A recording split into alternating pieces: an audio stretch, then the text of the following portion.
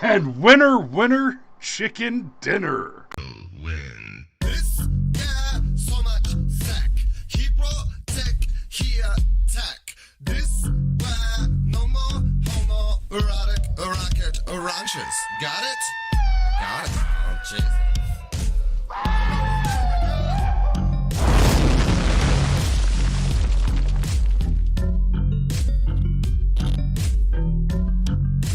So much wang. All right. Good morning. Good morning. How you doing this morning, brother? Well, I'm doing pretty good. We've actually got an excuse to play the Totar Win sounder this Rock week. and roll. And you know what? It's been a long run of just shit news. But guys, this is substantial. Michael Flynn, court rules in favor of ex-Trump aide. That's okay. So let's summarize the Flynn case real quick.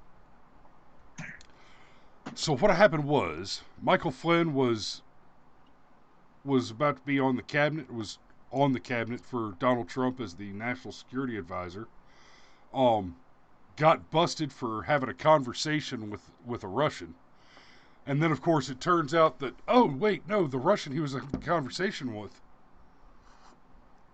was the Russian counterpart of his job. So basically, he was having a conversation with Putin's national security advisor. And to be clear, it is not that this conversation is uncommon. It is not even that the two men who hold these two offices having conversations together is a common occurrence. It's not even that it's something that it's expected. It's the job description.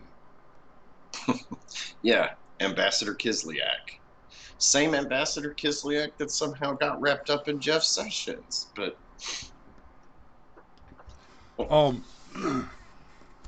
So I guess what the Democrats want is that we just don't talk to other people. Just don't have conversations with people outside of the United States. Because God forbid we don't go back to war repeatedly and consistently and eternally. Guys, I love a good war. But, I mean, give me a reason to fight. yeah. And especially with what happened here. So basically, Flynn came out as an early supporter of Trump, as in before Trump actually won the election. Right. This didn't sit too well with Obama for some strange reason. And during the transition period, Comey realized that, hey, these guys are political neophytes. They are quite literally ignorant to how some of this process works. So And I'm Comey just bragged about breaking the rules to get this done. That's right. That's right. He knew he was outside of protocol. So he sends these FBI agents over to talk to Flynn. And Flynn thinks, oh, okay, well, we're all on the same team. We're just going to have a chat. So he talks to these FBI agents, and it is even kind of sarcastic with them. And it's like, guys, why are you asking me these questions? You've got the transcript. Everything about this conversation happened on the record. The FBI agents went back and was like, we really don't think Flynn did anything wrong here. He might have got a couple of minor details incorrect, but in our opinion, he's not intentionally lying to us. And then Peter Strzok, Stroke, Smirk, however you wanna call him. He's the one that said, "Oh, but we should keep this thing open." It's, oh man, thank God our department screwed up and didn't actually close this case. Now we can keep the case open. And I mentioned Peter Strzok because it turns out, and this is something that I saw come from Rand Paul's Twitter feed. It turns out that there are handwritten notes by Strzok that implicate direct knowledge from both Joe Biden and Barack Obama that even imply it was Biden's idea to continue to pursue Flynn. And as I've theorized on this show before, Russiagate doesn't happen if Michael Flynn and Jeff Sessions are there, because they're both early Trump supporters. They both have a lot of experience and they know how the game is played. So they got to get Flynn out of the way because Flynn knows where all the bodies are buried. They got to get Sessions out of the way because Sessions knows all the legal side of it. You neutralize the two of them, boom, we've got impeachment during COVID and worldwide pandemic and Orange Man bad. Does that about sum it all up there, This is about buddy? right. Now, I love a good conspiracy theory. I love a good conspiracy theory. For me, reading down the rabbit hole on a conspiracy theory is like reading good science fiction. And it always fascinates me to see the mental gymnastics that conspiracy theorists can perform in an attempt to make connections where there are none. And we've often mused back and forth between ourselves about about studying conspiracy theories for entertainment, and there's a legitimate danger inherent to that, because the thing about a conspiracy theory is the further down the rabbit hole you go, the further into the paranoia you read, eventually you get to a place where all counter evidence is that's what they want you to think. It it's a dangerous place to let your mind go, right? It's fun to let your mind start to go to that place, but you need an anchor to pull back on. Just like Descartes' hyperbolic doubt in his journals, where he basically locked himself up in a cabin and said, "Okay, I'm going to go ahead and reject everything. I'm not even going to accept, without empirical knowledge, without empirical experiential data, that there is a world which exists outside of my mind, and I'm going to begin a study based in that." If you let yourself go to that place, it's you can almost no you absolutely can essentially force yourself into a psychological state that is not dissimilar to a chemically induced hallucination. You don't want to get to that point. There's no such thing as a hyperbolic doubt induced trip that is not a negative and horrifying religious experience. But the work of it can be super fascinating and entertaining. Now, that said, when we're talking about the Flynn situation, what we're really talking about is Russiagate. And let me tell you something. You cannot over-theorize this conspiracy. The legitimate data is just too compelling. And here's the interesting thing about the legitimate data in the Russiagate conspiracy. What we have in that is not a bunch of stuff where some tinfoil hat put together a bunch of information and then put it out there and said, here's my conspiracy theory. Instead, what we have is we got to watch the tinfoil hats in real time try and create the conspiracy theory of the Russia connection. And as they did it, they inadvertently exposed themselves as the conspiracy behind the Russia probe, the investigation into the conspiracy that never was. So we got to see a conspiracy whose objective was to spread a conspiracy theory, expose all its own evidence by basically overworking the dough. And the further it went, the more and more we see that it's like, oh, Rachel Maddow's talking about X, Y, and Z. Oh, wait. Did she just give away the game when she mentioned the connection between A and B. And the more and more it develops, the more clear it is that what has happened is that before the election was over, the Democrat National Committee, the Democrat Party writ large, the Hillary Clinton campaign, Hillary Clinton herself, Barack Obama, and his administration made the conscious decision, knowing that they could not win the election, despite the false polling data. Well, I'll say the bad polling data. I'll give the pollsters the benefit of the doubt and just assume they suck at their job for the sake of this argument.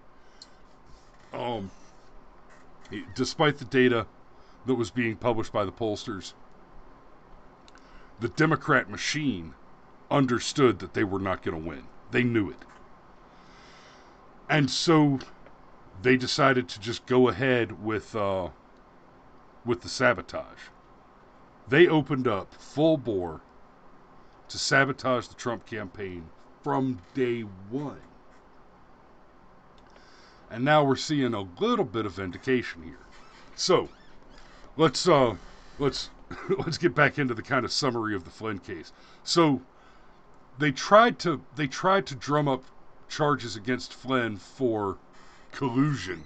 And remember, we've said this before several times. It's important and very telling that the use of the word collusion was so ubiquitous. There is a crime in U.S. law which is described in the same way as the activity that they tried to call collusion. And that crime is conspiracy to defraud the American people. Conspiracy to defraud. Right? Uh-huh. If they had ever thought that there had actually been a crime committed and that there was any evidence to at least tangentially and anecdotally suggest that, then they would have alleged the crime. They used the word collusion because it is a synonym for the actual crime, and by not actually alleging the crime, they protect themselves from opening the door to legal repercussions for making false accusations. I said this as early as it could have been said. If there was ever any there, then they would have alleged a crime and not used this other word, this other semi-innocuous word, to try and dodge the legal responsibility of making a false accusation. So when they couldn't nail Flynn on an actual crime, they set a perjury trap for him. And he resisted the perjury trap until they threatened his son. And ran him out of money. Bankrupted him, lost him his house. And they basically just beat him into submission. And then once new evidence, and he finally confessed, okay, fine, I lied. I lied to the FBI. Well, couple things. Turns out, it's not a crime to lie to the FBI unless you're lying about material facts in connection with an actual case, which Flynn never did. Even if you can bust him on lying to the FBI, which they can't, and the investigation officially recorded that there were no lies told by Flynn. But the FBI, they moved forward with prosecution and got him to confess anyway by basically torturing him and threatening his family. But even if, it turns out, you could prove that the thing they said he lied about is a thing that he lied about, there's no crime there. He didn't commit a crime to lie about. So he's not guilty of lying to the FBI under those circumstances anyway. So, real quick. Morning, Rod. Morning, Lindsay. Morning, Willow. Hey, baby. Ron says they want you dead. Well, yes, this is true. Lindsay says, funny that you think the other side looks at legitimate data. They don't know that there are only boys and girls.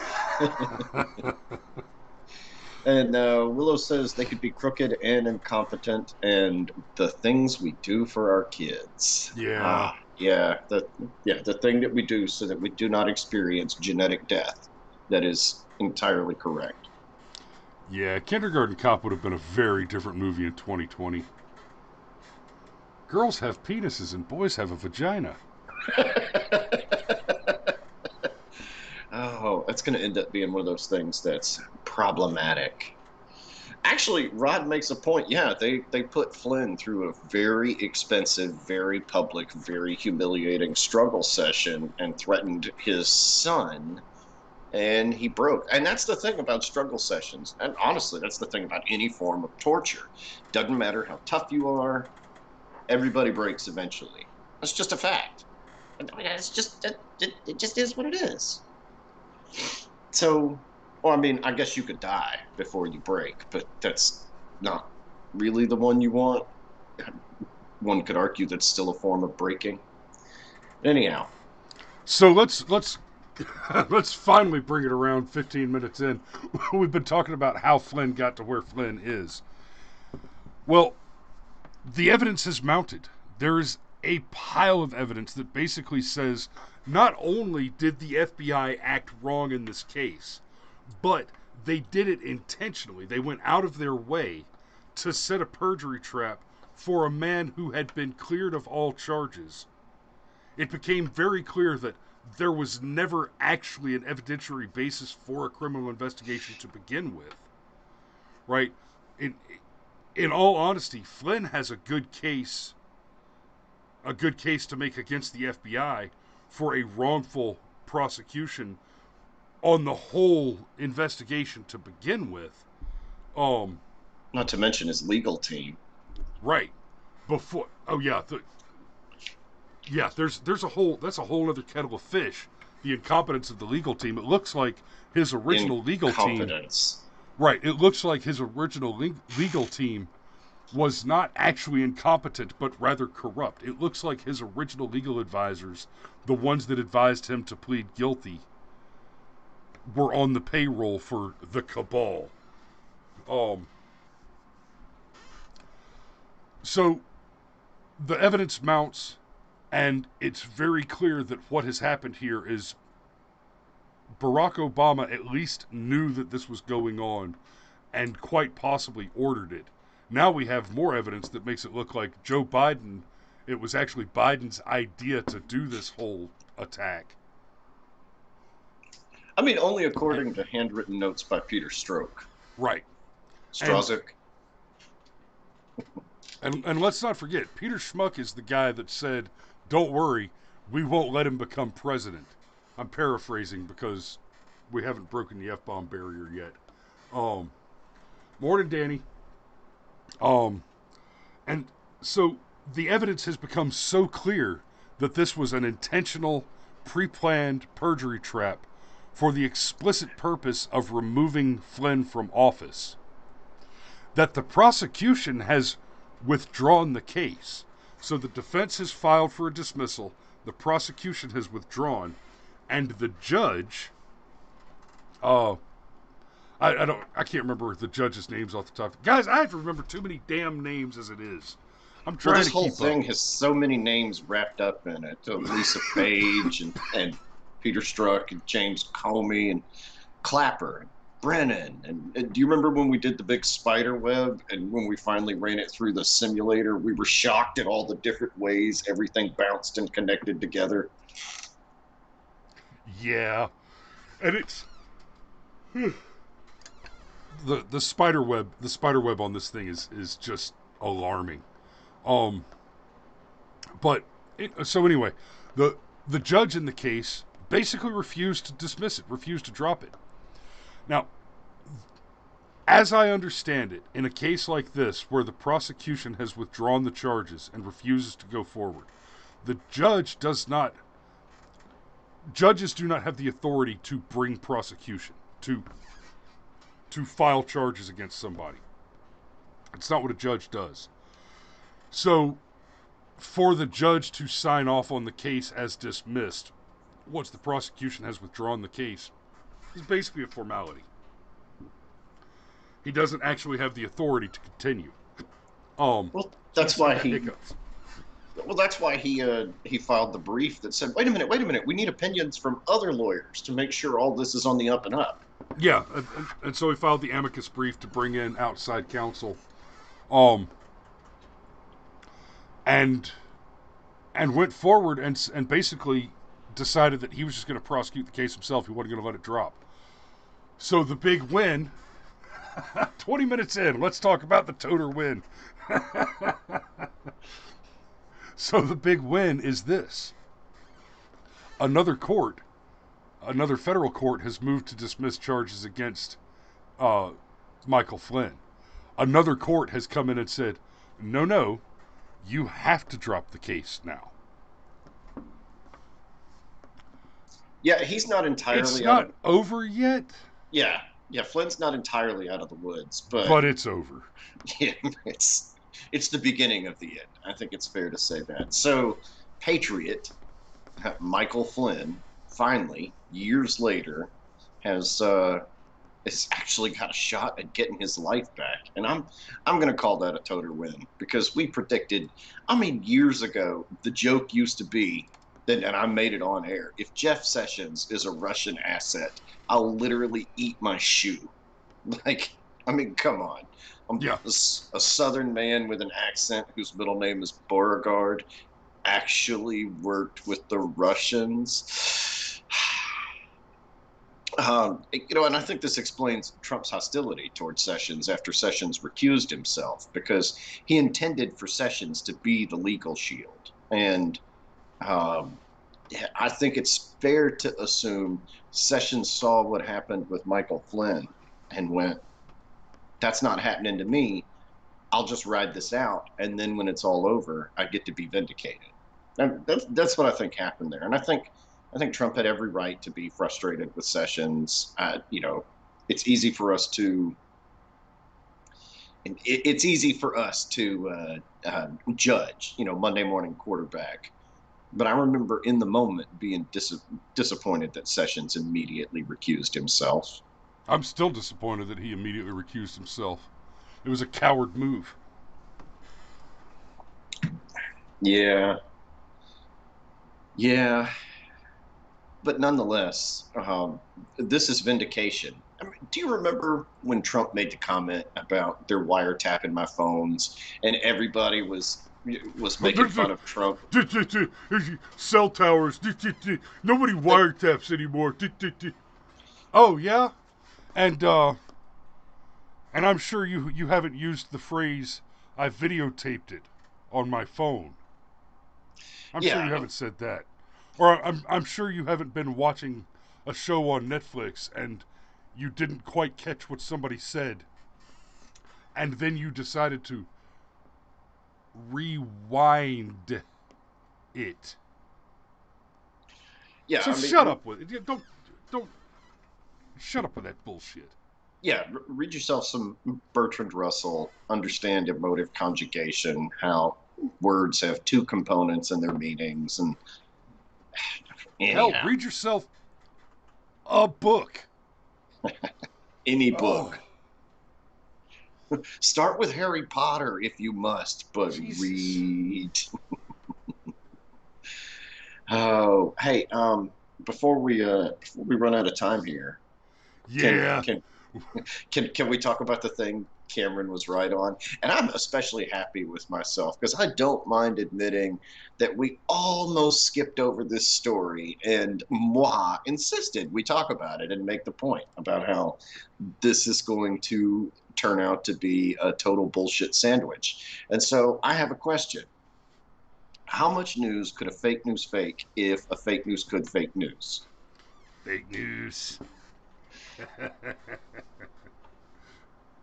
So fake news. But yeah, seriously, I actually think at this point we need to expand how we talk about these sorts of stories. I think like level one is, I'm sorry. I know what you're laughing at.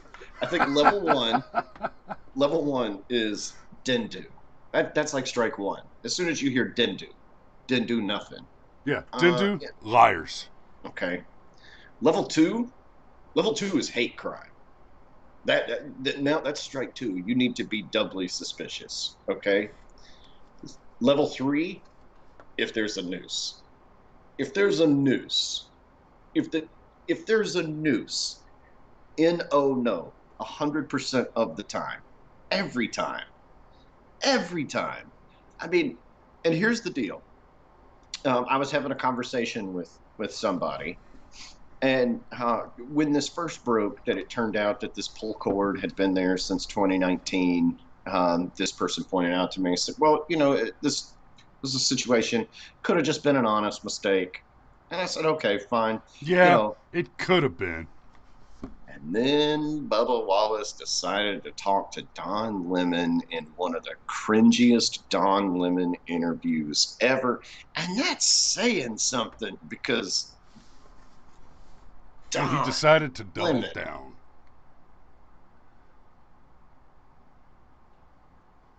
Keep talking, oh, Cameron. You're not distracted, are you? yeah, no, it's not by the thing you thought, but anyhow. How dare Then he decided you? to double down and go on Don Lemon and talk about how this was such an emotional experience for him. And Don Lemon's giving him advice about, oh, don't read social media. That's bad for you. And it all culminated with him basically doubling down and saying, hey, It looked like that a was noose to me.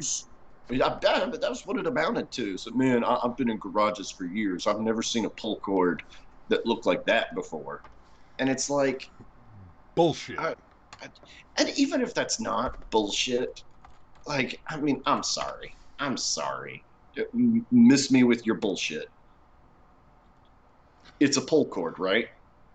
Because as Chris said to me as we were doing our prep, we thought there was actually like a no shit noose. Somebody had taken like a braided rope and fashioned it into a slip knot.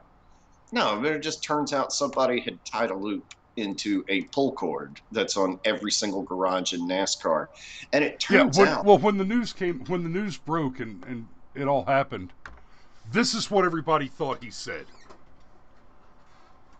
That's what everybody thought Bubba Wallace was talking about. But that's what Bubba Wallace was talking about.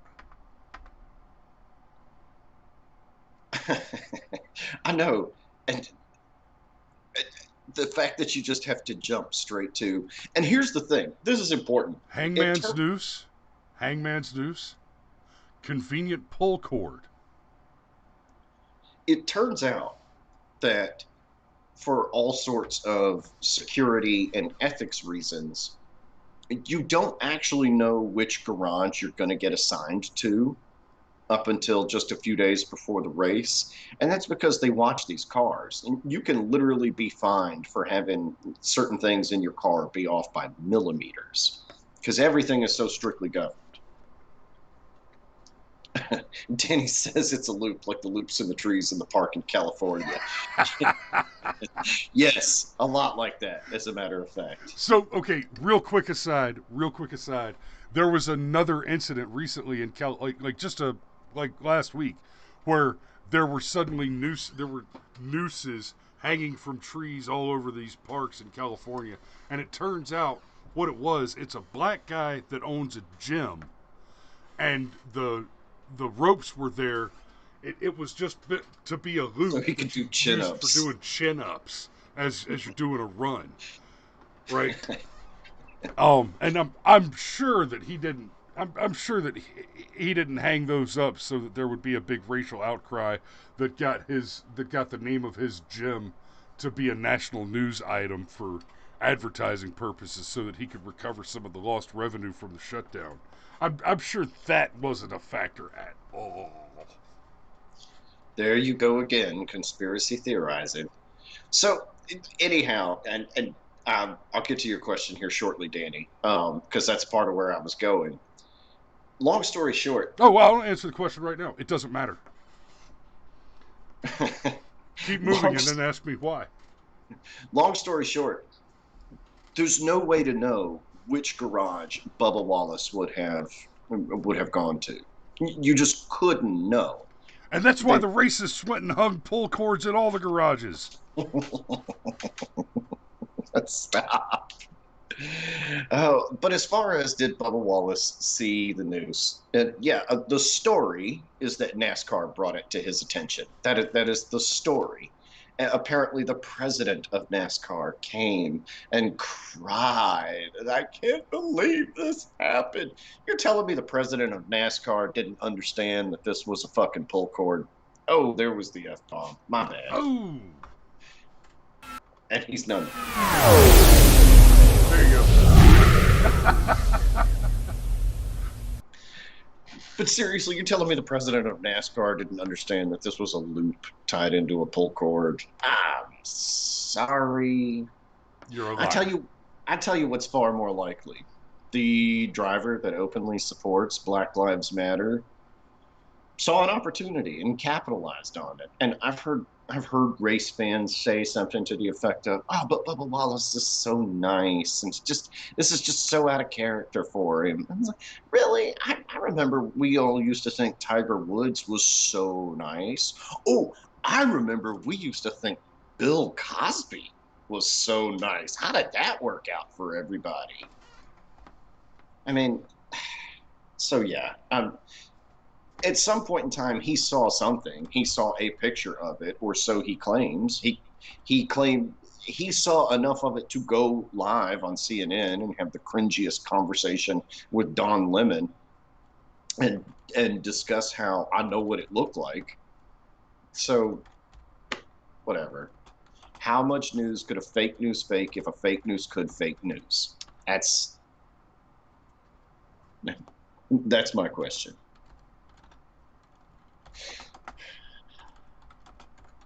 But yeah. So let's see. Flynn got away with it. Got away with it. Joe Biden's implicated, and oh yeah, Rule 3: if there's a noose involved, the story's bullshit. How many people even know how to actually tie a slip knot these days? We talked about this on the show a couple of days ago. I don't know how, and at this point, I don't even want to learn. Like, ooh, no, thank you. Southern white boy learns how to tie a slip knot. Nah. I'm good. I don't need that picture going all over the internet. And the fact that you called it a slip knot, that just goes to the noise right there. I mean, because it's a noose, not a slip knot. Well, there you go. You know and that you didn't know that there's a distinction there is, well, that's just an interesting fact. So, yeah, I hate to do it. That's all I've got this morning. Plus, I've got a thing that I've got to be at in 17 minutes. So, hey, thanks for hanging out, and we will see y'all tomorrow morning. That vacation I was taking yesterday, today, and tomorrow got derailed by a little bit of engine trouble, shall we say, and so we're going next week. So we'll have a show Monday morning. We'll have a show Friday morning. And if I can figure it out between now and then how I'm going to take this on the road with me, I might try to do a show do the shows while I'm on vacation. But I got to do some numbers first. I got some new equipment that makes that possible. We'll see what happens. Yes, we'll see you tonight for Polytech, Danny, and we'll see the rest of y'all tomorrow morning. Hopefully we'll see the rest of y'all in the Polytech chats. But y'all be safe out there. Like, share, subscribe, and we will talk to you soon. We're out.